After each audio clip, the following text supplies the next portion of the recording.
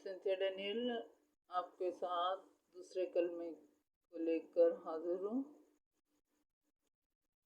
जिसको हम मुक़द्दस लूका की अंजील उसका 23वां बाब और उसकी 43वीं आयत में पढ़ते हैं। अंजील मुक़द्दस में ये यूं मरकूम है, मैं तुझसे सच कहता हूँ कि आज ही तू मेरे साथ फिरदौस में होगा। आमीन। दूसरे कलमे को कलमाए नजात भी कहा जाता है। कलमाए नजात इसको क्यों कहा जाता है? जब हम इस कलमे की तफसीर में उतरते हैं तो फिर हमारी समझ में ये सारी बातें आएंगी कि इसको कलमाए नजात क्यों कहा जाता है और खुदावंद यीशु मसीह ने सलीब पर से क्यों कहा कि मैं तुझसे सच कहता हूँ कि आज ही तू मेरे साथ फिरदौस में होगा। मसीहत गुनाह माफ करने पर जोर देती है। इससे पहले कलमे में हम माफी के बारे में सीखते हैं। दरअसल मसीहत गुनाह के बीमारों की दवा है। खुदावंद यीशु मसीह अपनी ज़मीनी ज़िंदगी में महसूल लेने वालों और गुनाहगारों के साथ मेल मिलाप रखता था। उसने अपना रवैया और अपने किरदार के दिफा में फरमाया कि मैं तंदुरुस्तों को तबीब की ज़रूरत नहीं बल्कि बीमारों को, मैं रास्तबाजों को नहीं बल्कि गुनाहगारों को बुलाने आया हूँ। मरकस की अंजील उसका 2 बाब और उसकी 70वीं आयत। दूसरे कलमे का सलीबी मंजर न सिर्फ खुदावंद यीशु मसीह की मसलूबियत बल्कि उसके दाएं और बाएं 2 डाकुओं की तसलीब को भी पेश करता है। दूसरे कलमे का तारीखी पस मंजर जानना बहुत ज़रूरी है। जब हम इसके पस मंजर को जानते हैं तो अनाजील हमें इस बात को सिखाती हैं कि उसके दाएं और बाएं 2 डाकू थे। तारीख के हवाला से दोनों डाकुओं के नाम भी कदीम यूनानी नुस्खों में मौजूद हैं, जिनमें से एक का नाम युवतास और दूसरे का नाम मेगात्रास है। शायद हम ये ख्याल करें कि डाकुओं के नाम मालूम होने या ना होने से कुछ फर्क नहीं पड़ता, लेकिन इन डाकुओं के नाम मालूम होने से खुदावंद यीशु मसीह की मसलूबियत को तारीखी हैसियत मिलती है, क्योंकि बाज़ आज़ाद ख्याल और अक्सर मगरबी लोग खुदावंद यीशु मसीह को एक फर्जी शख्सियत गर्दानते हैं, जबकि रोमी हुकूमत के दौर में पैदा होने वाला यीशु कोई फर्जी शख्स नहीं बल्कि वो और उसके तमाम वाक़यात तारीखी हकीकत रखते हैं। यीशु मसीह की सलीबी मौत, उसके साथ मसलूब होने वाले डाकुओं के मुकदमात और उनके नाम भी तारीख के सफ़हात में अहम मुकाम रखते हैं। कदीम लातीनी नुस्खा जिसमें उसका बी राइटर लिखता है कि उसके दाएं और बाएं 2 डाकू मौजूद थे।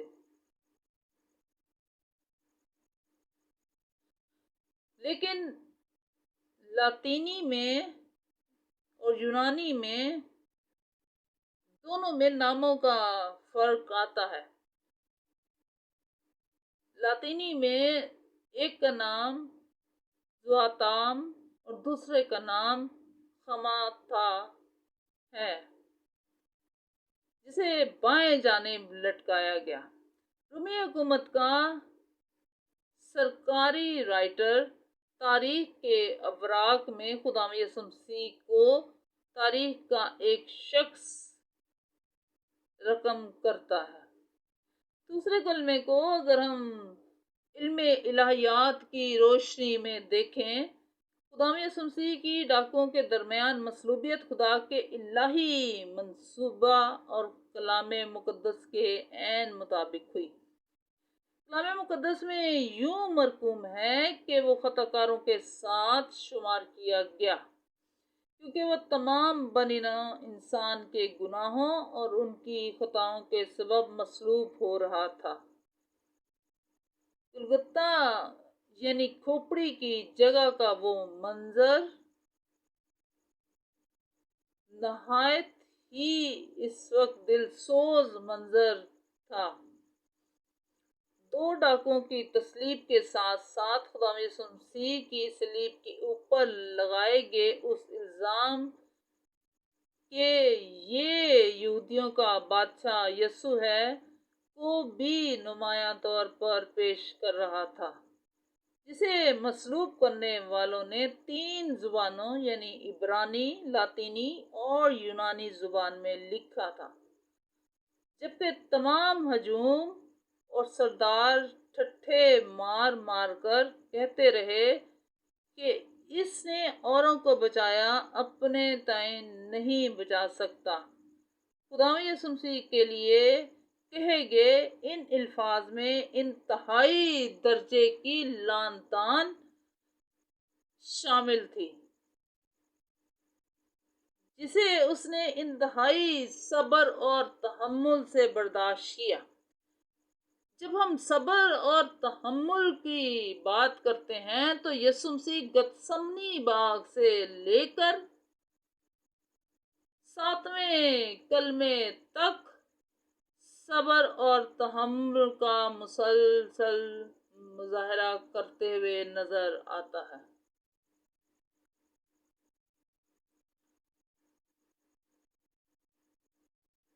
اس نے انتہائی صبر کیا، برداشت کیا، ایک مثال قائم کی، کیونکہ وہ خدا کے منصوبے کی تکمیل کر رہا تھا۔ اس نے مناسب جانا کہ اپنے آپ کو قربان کر کے دوسروں کو بچا لے، اس لیے اس نے اپنے ساتھ مصلوب ہونے والے تائب مجرم کو بھی اس کی درخواست پر شاہی یقین دہانی کرائی کہ آج ہی تو میرے ساتھ فردوس میں ہوگا۔ مقدس متی اور مقدس مرقس اپنی اناجیل میں دونوں ڈاکوؤں کو خدا یسوع مسیح کا مذاق اڑانے والوں میں شمار کرتے ہیں، جبکہ مقدس لوکا بالکل صفائی کے ساتھ لکھتا ہے کہ ان میں سے ایک اسے یوں طعنہ دینے لگا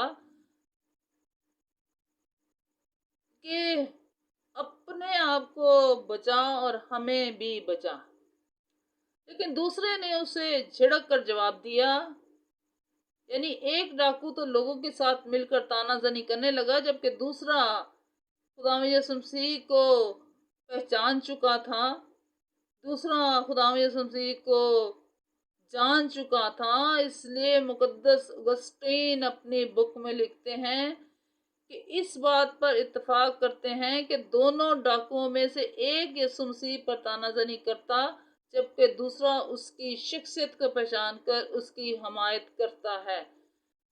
لوکا کی تصنیف کا بہت بڑا مقصد خدا یسوع مسیح کی بے گناہی اور اس کے قول و فعل میں مطابقت ثابت کرتا ہے، اس لیے وہ ڈاکو کی طرف سے خدا یسوع مسیح کی بے گناہی کا بیان بھی درج کرتا ہے۔ डॉक्टर लूका की इंजील उसका 23वां बाब उसकी 39वीं आयत से लेकर 43वीं आयत पर अगर गौर किया जाए तो पता चलता है कि दोनों डाकुओं का नजरिया नजात यकसा है। दोनों ही मरना नहीं चाहते, दोनों ही जिंदगी के दरख्वास्त पेश करते हैं, दोनों की अपील एक जैसी है। लेकिन पहले डाकू के अल्फाज, क्या तू मसीह नहीं, तू अपने आप को और हमको बचा, जबकि दूसरे डाकू के अल्फाज को हम वाकई एक एप्लीकेशन समझते हैं। जब तू अपनी बादशाही में आए तो मुझे याद करना।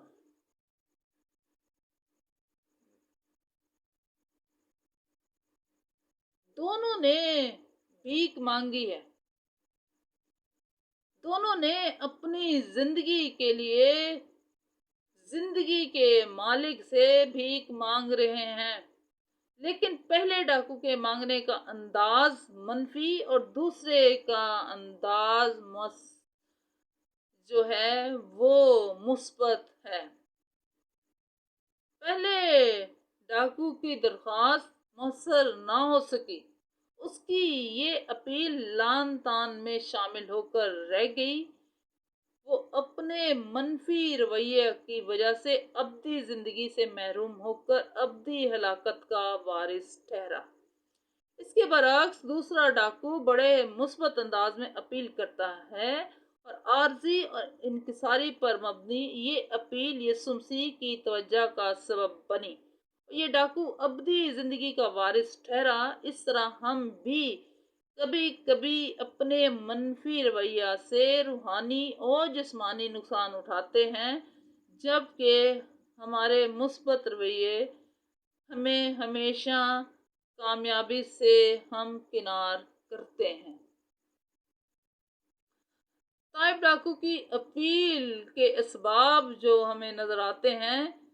अब सवाल ये पैदा होता है कि दोनों डाकुओं के पास यकसा मौका था, वो निजात को हासिल कर सकते थे। निजात दहिंदा उनके पास मौजूद है। अपने अल्फाज के रद्दो बदल से, अपने लहजे के रद्दो बदल से दोनों ही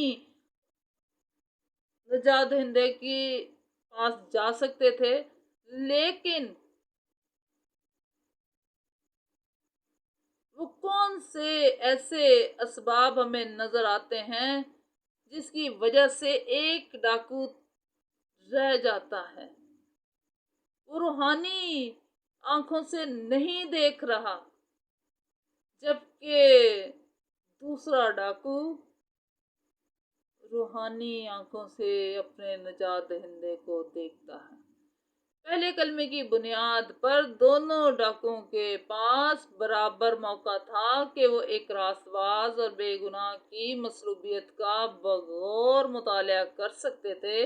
उनकी आंखों के सामने खुदा यीशु मसीह पर जुल्म और तशद्दुद हुआ और दुश्मनों की तानाजनी, कोड़ों की मार और उसका उन सब का रवैया।